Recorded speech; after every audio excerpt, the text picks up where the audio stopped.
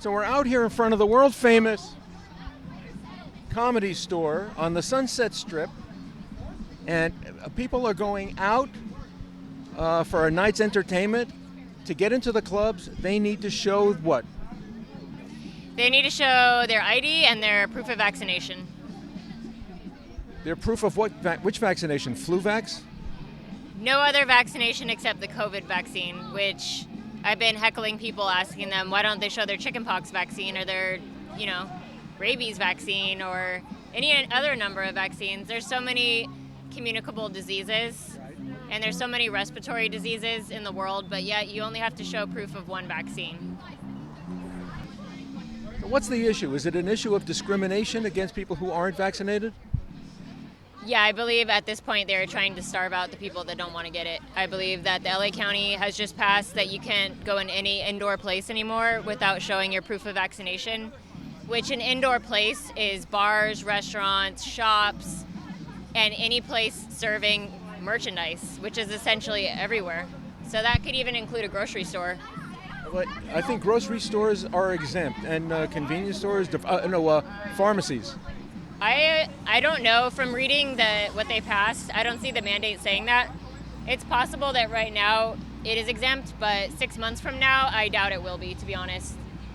Because I've seen in other countries like Israel and a lot of places in Europe, they've been protesting outside the grocery store because they haven't been able to go in. What's the biggest problem of the vaccine, with the vaccine mandates, the ID mandates, the passports, as it's called, from your perspective, please? The biggest issue is that the government doesn't have the right to force you to inject yourself with something. And I know they've been doing it at schools, and I was, a victim to that because my mom didn't want to give me vaccines, but because in order to go to school, you have to get this many vaccines, I was forced to get them. But the main issue is just that I don't trust the government enough to tell me what to put in my body, and I've already seen in other countries that they're mandating boosters after 6 months, and so it's just the beginning of a whole medical system that they're going to force on us, and I don't want to play any part of it. Is it purely a medical system, or is it a political system in your? It's tyrannical. They're resetting everything. They're getting rid of small businesses, as we've seen, by locking down small businesses, picking on them, even though Walmart was open. And Target. And Target, and, Kohl's, all the other big retailers.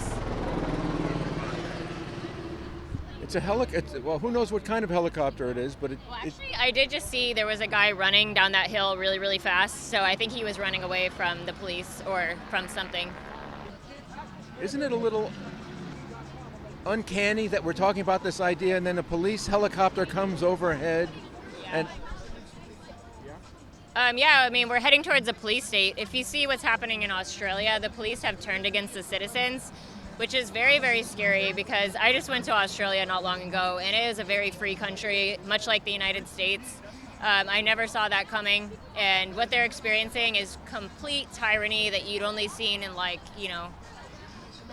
China, North Korea maybe, things that Americans only heard about, But now we're seeing a Western country like Australia be a full police state. Anyone who tries to protest is arrested, shot by rubber bullets, hunted down. No one can leave their house. They can only go grocery shopping once a week, and then they can only take a walk for 1 hour a day. And the police are just patrolling the streets. There's nobody out, and anytime you're out, they'll say, why don't you have a mask? They'll give you a fine if you don't have a mask, and they'll ask you where you're going and if you have a reason to be going there. Yeah. Well, wasn't it like that here last lockdown during the past winter? No, because I didn't obey any of those lockdown orders, and the police never stopped me. I was literally like one of a few people driving when they had that 10 p.m. curfew.